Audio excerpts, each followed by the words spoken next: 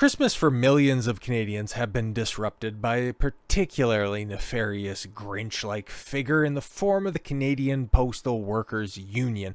Not the people themselves, there seems to be a pretty decent cabal of them, but in general, since, mid-November, at least the time of recording, and it doesn't seem like there's going to be any reason to believe that this is going to clear up before the end of the year. Maybe it will, maybe it won't, but at the end of the day, there's still millions of Christmas days heavily impacted by this ongoing labor strike. Labor strike over what? Like, if you're not from Canada, I'd imagine you could find an analogous solution for whatever your federal postal service equivalent is. But up here in my neck of the woods, okay, when it comes to delivery services, okay, Canada Post is well at the bottom, okay? I've had a couple of good mail carriers themselves who, arrive promptly if I have an oversized package that doesn't fit in the community drop box or anything like that. They'll bring it to my place and drop it off at the door. Good for them. They've started to do that more recently, ever since Amazon really stepped up their game a few years back. But prior to that, it's just kind of, we'll show up when we feel like it.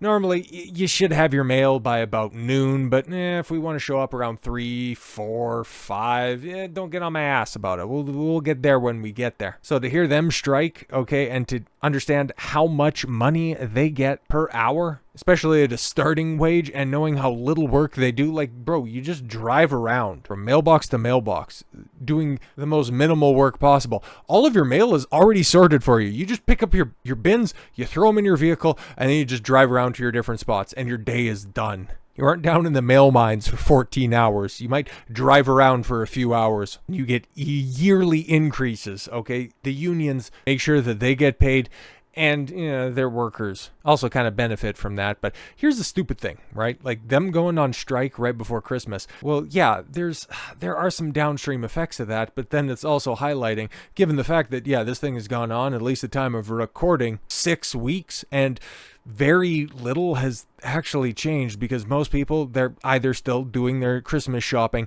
at the store during the sale hours and during the sale days, or they're getting their products via Amazon, online shopping, where I've had something, it's kind of inconsequential. It's just a black MAGA hat, which kind of sucks. I would have liked to have it at this point in time, where it's held up somewhere. I'll eventually get it at some point in time. It really doesn't much matter, man. But vendors have gone to your competitors, okay? They've gone to Purelator, they've gone to FedEx. Amazon has their own proprietary deliverers who do quite an outstanding job. I'll be completely honest, okay? I've been very satisfied.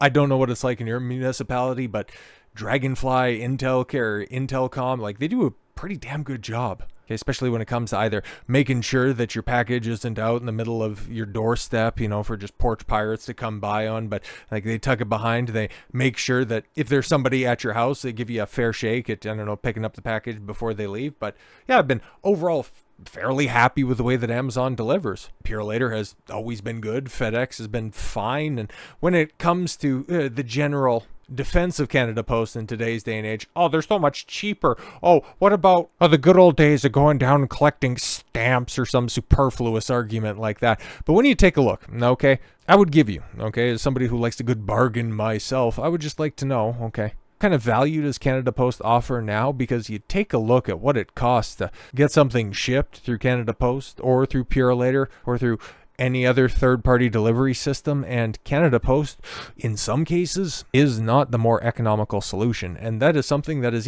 taxpayer funded, and we're not getting a benefit off of that. So you want to continue to strike on that. You continue to expose yourself as being completely useless in 2024. So many Canada Post employees just want to get back to work, because I do feel for them, because they're press ganged into joining the stupid union, and there are some good post office workers that are there. I had friends of the family who are employed by Canada Post, and like I said, like, the past few mail carriers that I've had have been excellent people. But the union bosses won't let them. The workers are not the problem. The overpaid union executives are, and that always seems to be the case. Like, even if you look, okay, in a grander scheme, a different industry, but the exact same problems plagued it. You had the writers and the actors strike last year in Hollywood, where a bunch of the below-the-line workers, not the big entitled movie stars like Rachel Zegler, I deserve to get paid for every hour I was in that dress. But no. The set designers, the costume people, the makeup artists, the caterers, Those are the ones that actually suffer. Those are the ones that just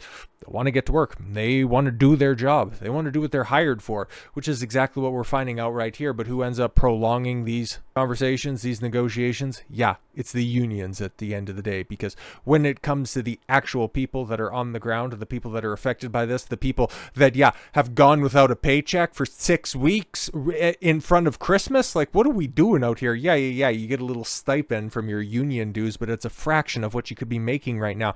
And especially with overtime going on, like, they're missing out on a ton, which means that, there are some cracks that are forming, because it doesn't seem like this is going to end anytime soon. With Canada Post, on strike, these mail strike hustlers are picking up the deliveries. Entrepreneurial hustlers have delivered death notices, Christmas cards, and inmate visitation forms. So all of the quote-unquote necessary or urgent mail is still getting delivered, all because nobody wants to get to a negotiation table. It started as a joke. Cameron Houghton, or Hurtu, whatever, posted on social media saying that with Canada Post workers on strike, he'd be willing to deliver people's mail. Since then, he's delivered Christmas cards, death notices, and even an inmate visitation form. Though he drew the line at the oddball request to deliver a Christmas carol. Interesting.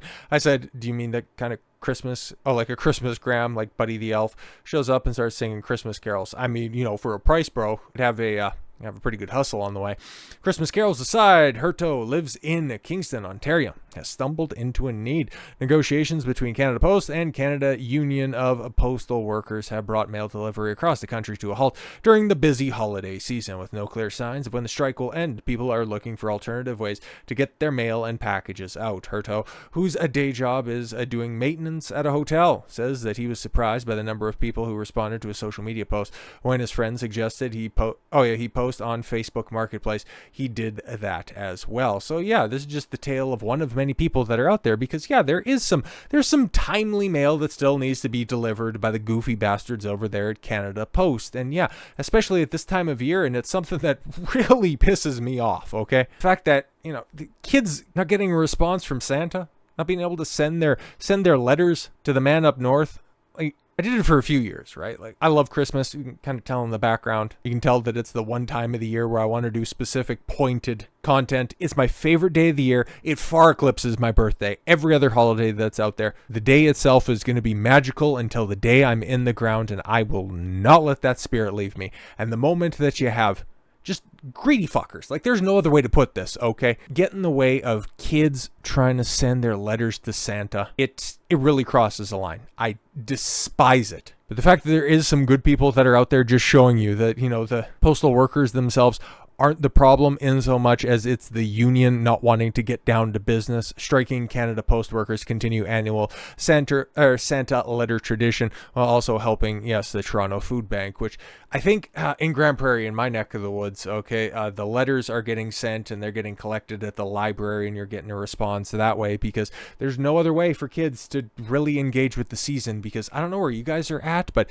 this also, like, it drives me up a fucking wall, and why I just really want to get, like, a bigger presence. Not because I'm vain, naive, or have a giant ego or something like that. It's just, I want to be able to put word out there and make my community a better place, because nobody else seems to give a shit. There's no Christmas parade this year. Like, that is absurd. And the fact that Canada is just straying so far away from its traditional Canadian value in the name of greed and multiculturalism makes me sick to my stomach. This is not the country that I grew up in. These are not the values that lead to a burgeoning and flourishing society. These are the death throes of greedy people just trying to hold on to what they have, maintain the status quo, and to hell with the hindquarters. Everybody else can just go ahead and get theirs. It's the consequence of terrible policies that we could get into at a later date, because it's not really what I wanted to talk about today. It's just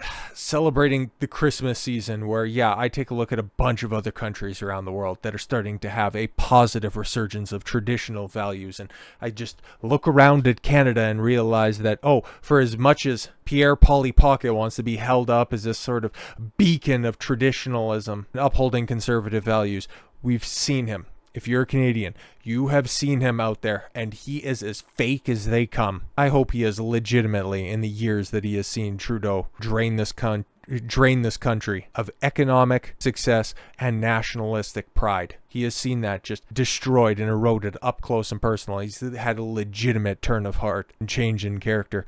But I remember him as the guy who was grandstanding for the freedom truckers and never once going out and actually meeting with them. I have seen, especially since 2020, just this nihilistic rut, this country, this community that I've grown up in, just simply become more and more disconnected from one another. And I was never really somebody to go out there and engage in any public affairs, but when it comes to taking Christmas, the Christmas spirit, any sort of legitimate belonging instead of just promoting degenerate stuff in June, making sure that you fly the right progress flags for 0.01% of the population. You make sure that all of those are flying at full attention. Make sure that you roll out the red carpet for the Deputy Prime Minister to come through. But you don't have a Christmas parade. You don't make Santa accessible to the community, to the kids. You have one down there in that dilapidated mall that is practically closed down because you've hamstrung the economy by needlessly locking it down for well over a year past its usefulness back in the early 2020s. What are we doing, man? It's just another sign that the government doesn't have your best intentions in mind. It's only out to get theirs. But it also inspires something in me, and hopefully it does in you, to not let the actual meaning for the season ever diminish, ever go away, even if there are some absurd and negligent people that are out there simply to get theirs and never give anything back. So with all that said, thank you all very much for the gift of your time. I've been Don Consuelo. I want you to follow your gut and get after it. Merry Christmas. Thank you for affording me a little bit of your time on this great day. I'll see you with a couple more here. Take care, everyone.